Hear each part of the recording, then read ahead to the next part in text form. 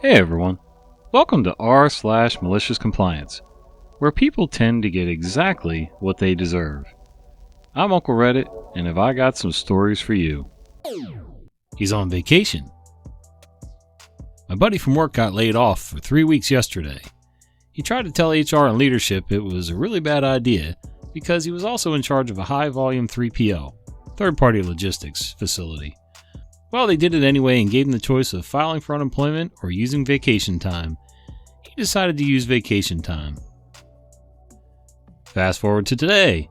Customer service calls our office saying that nothing is shipping from the aforementioned 3PL and it's going to shut down at least 8 different customers. My boss informs them that the person handling the 3PL is laid off, and sorry, we don't have access to that facility in our ERP to help them, for checks and balances reasons. Vice President hears about it, then my boss's boss, then HR. My boss's boss comes in my office today and asks me to take over the 3PL for a few weeks. And I lay out why I can't realistically do it on top of my normal job. I ask him why we can't just bring back the guy who did it in the first place because this sounded really important. His shoulders slump and with a deadpan expression he tells me he won't do it. He's on vacation. Too long didn't read. Don't lay off critical employees just to save labor.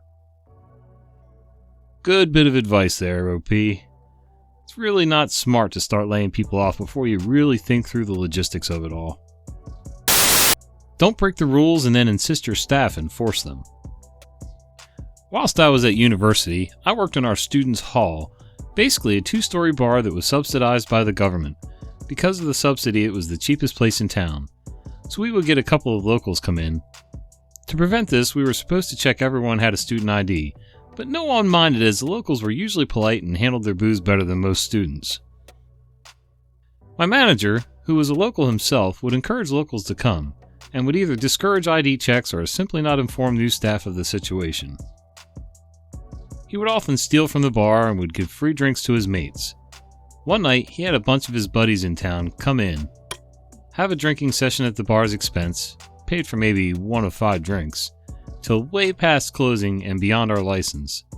This resulted in the police being called for a noise complaint and his boss, Hall's head, finding out.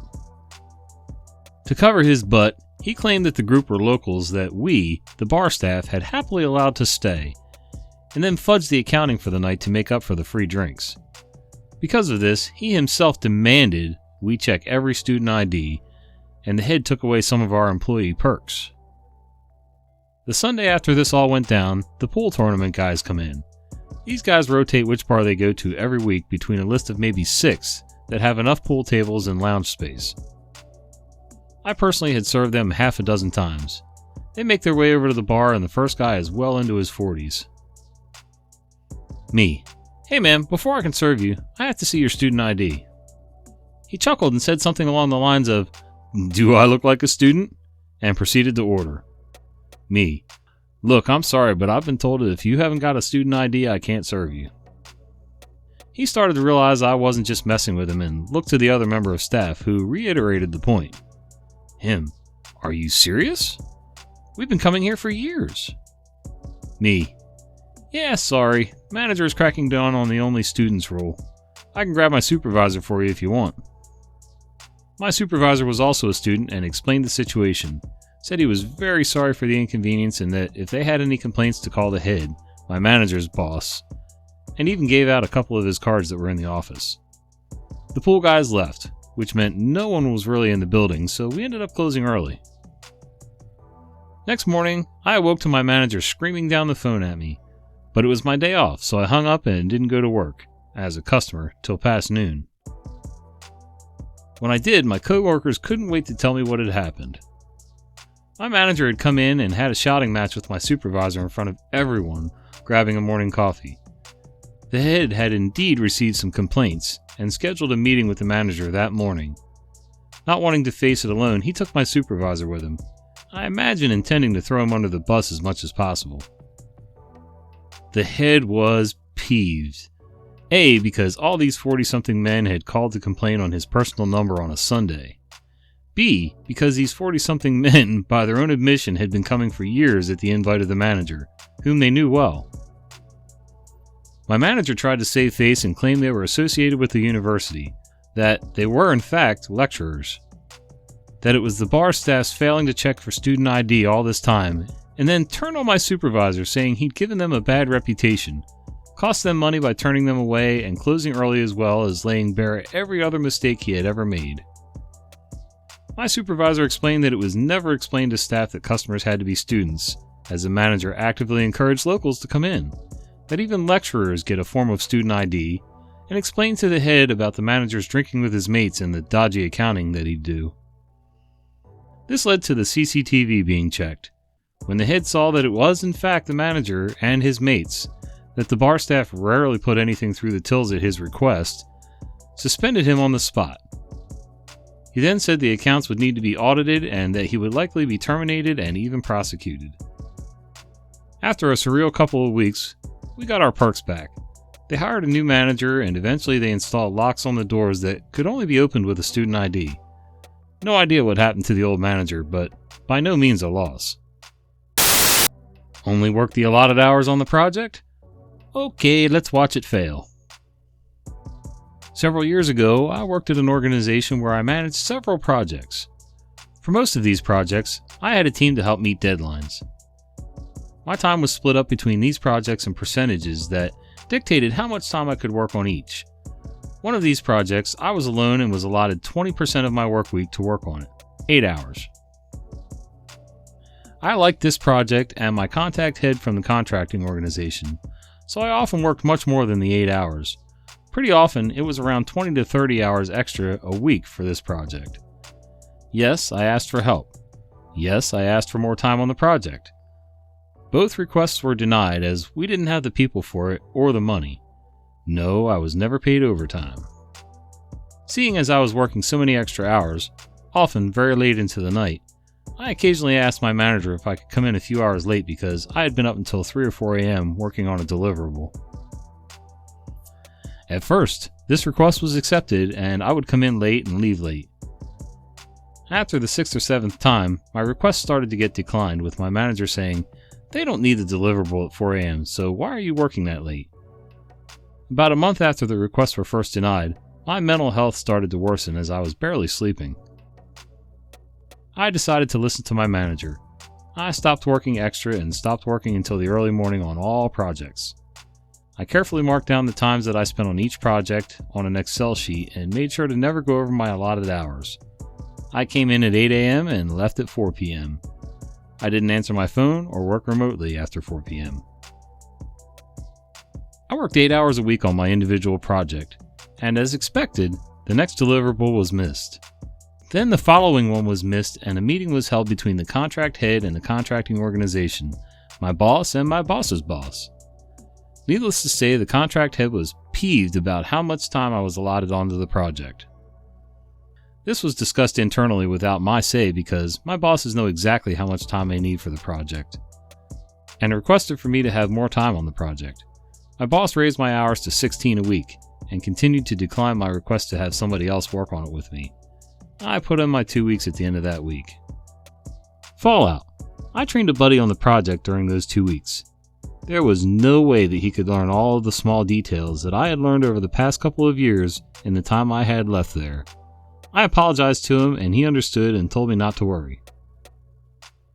A month after I had left, the contract was canceled as my buddy and my boss tried to meet the deadlines but weren't able to. I now work at a much better company where I've only worked extra if my manager requests it. Too long didn't read. I worked extra hours to meet deadlines until my manager told me to only work my allotted hours. I complied and the project failed. Have any of you ever worked for a boss like that? Where they cut you short knowing that you really need more time to work on something or need more help, and they just kind of screw you over to spite the company? Let me know in the comments down below. Short and sweet. I'm a guy. Several years ago, I was heading into a rather tall office building on my way to renew one of my professional licenses with the state agency. As I approached the front door, I noticed a woman about 20 feet behind me. Having been taught that it's rude to slam a door in someone's face, I held it open for her. She stopped and glared at me. "What are you doing?" she asked. Holding the door?" This triggered a sharp lecture from her about how women are perfectly capable of opening doors for themselves, and how dare I assume that she's unable to do so. I didn't do it because you're a woman. I did it because you were right behind me. This set her off on another round of tongue lashing, which included the phrase, "Never hold a door open for a woman. It's rude." I had no interest in a fight, so I simply went inside and headed to the elevator. Looking back, I saw that she waited until the door shut completely before opening it again. Whatever. I got on the elevator, and as the door began to close, guess who was rushing to catch it? "Hold that elevator!" she shouted. I made no effort whatsoever to do anything of the sort. I simply yelled, "Sorry! Wouldn't want to be rude!" as the door closed in her face. Petty? Maybe. Satisfying? Oh yeah. Yup. Don't sit there and tell somebody that it's rude to be polite to you by holding a door, or make them feel like they're being chauvinist for holding a door for you when they're just being polite to another human being, and then expect them to hold the elevator. Yeah. Go pound sand. That's what I'd say. You want to speak to someone else? Sure, try next week. To preface this, I work for a call center for the gaming industry, specializing in account management. Basically, anything that involves a customer's gaming account. I am the guy that ensures your account is secure, and I assist with queries relating to the account. It has its perks. Heck, working for the industry has its bragging rights, but my God, I can do without the people's stupidity, especially when it comes to having customers not being able to answer our security questions relating to the account. If a customer passes the checks, well done. I am happy, they're happy, and we try to suss out what's wrong. Now, if they don't pass it, normally company policy simply requires us to say in a tactful way, "Sorry, you're out of luck." I try to be a bit lenient and give more than ample opportunities for customers to clear their security checks. Even go so far as to provide an email reminder of what we need and where they can find the info. Most of the times this bears fruit, but not so much the case for this one customer whom I dealt with for an agonizing 4 times in the span of 5 months. This customer, let's call him Serial Whiner, is a real piece of work. Whenever he calls, I shudder to even deal with him, as he didn't leave a good first impression. On his first call to me, he was lodging a complaint of being rudely cut off by another agent as well as wanting his query solved. Being new, I wanted to give a better experience, and so I tried to placate and follow through. It was when we got to the reference I found out why Serial Whiner got cut off. He failed security. Hoping this was a fluke, I go through the security procedure with Serial Whiner. Sure enough, he failed. Now what transpired is how Serial Whiner operates, almost down to a T. First stage, denial. Me. I'm terribly sorry, Serial Whiner, but the details you provided me do not match with what we have on file.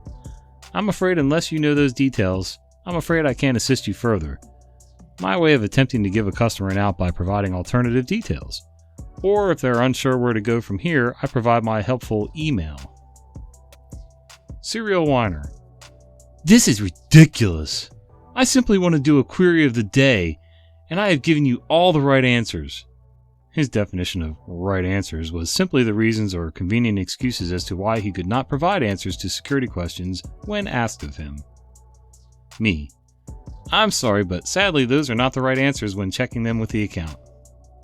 Second stage, bargaining. Serial Whiner. Well, what must I give then? Because I've given you the right answers. Me. Well, Serial Whiner, you need to provide X, Y, and Z. You have yet to do that and haven't done so. So what I can do is send out an email highlighting all we need. And to make things easier, here's a reference number for you. Is there anything else I can do for you today? Third stage, angry. Serial Whiner. No, I'm not going to stand for this. Give me a supervisor. Let me speak to someone else. It's at this stage when the first and third call I had with the Serial Whiner to placate him with a supervisor callback promise. Of the 4 times I have gotten a hold of him, he only cleared his security once. So this is the sorry piece of work who would star in our story today. It was just this past week. We were severely short-staffed due to the circumstances beyond our control. It also doesn't help us with the fact that main office has been forced to close, and many of my coworkers have not installed their home office setup as of yet. As such, we're getting hounded by calls from customers who have to wait an average of 1.5 hours for service. Some even going as far as stating they waited 3 hours. It's truly not ideal for us anymore.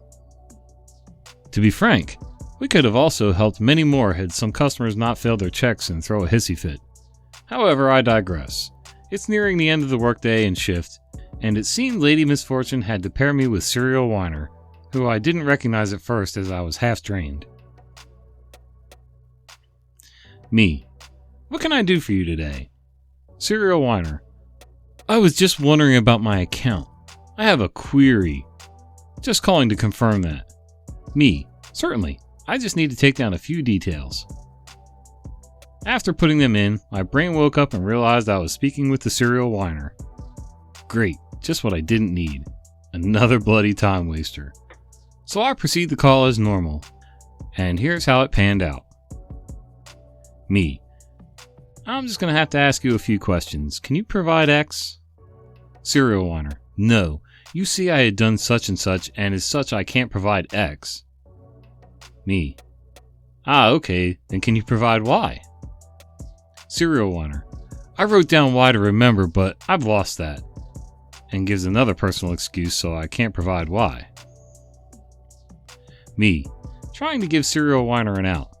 Do you have anything to assist with helping you provide Y? Serial Whiner. No. Me. Okay. Then can you provide me with Z? Serial Whiner. To be honest, I wouldn't have a clue where Z is, which is Bulks because he had received my email from the first time this occurred. Me. Once more trying to give Serial Whiner an out. Well, if you simply check... Serial Whiner. Look, I just can't provide Z. Can we just address my query, please? And just like that, clearly, like 2 times before I had him, he failed security. It was at this point we got to aforementioned Serial Whiner Stage 1, which went exactly like clockwork. However, this time, surprisingly, he didn't go to Stage 2. He merely repeated himself that he provided the right answers.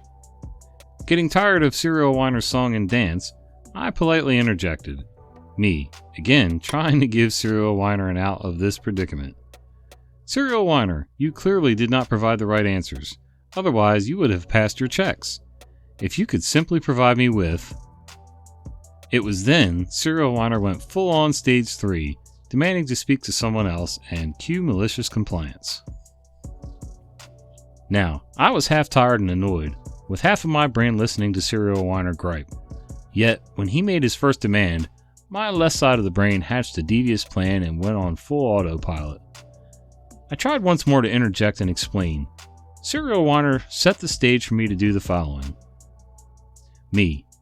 Serial Whiner, I am sorry, but even if you speak to someone else, they will say the same Serial Whiner.